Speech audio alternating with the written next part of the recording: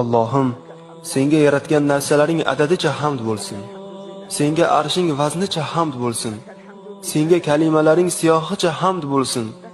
Senga yo suyukligim, to rozi bo'lguningcha hamd bo'lsin. Senga rozi bo'lgan chog'ingda ham hamd bo'lsin. Senga roziligingdan keyin ham hamd bo'lsin. Ya Allohim, sharafli tug'ilmish zotga, maqtalgan ulug' zotga, borliqdagi eng yaxshi zotga rahmating bo'lsin.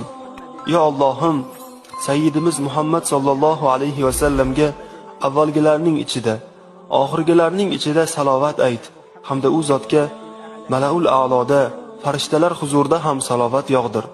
Ya Allohim, sendan bizni haddan oshiradigan boylikdan panoh tilaymiz. Sendan seni unuttiradigan kambag'allikdan panoh tilaymiz. Sendan bizga ozor beradigan do'stdan panoh tilaymiz.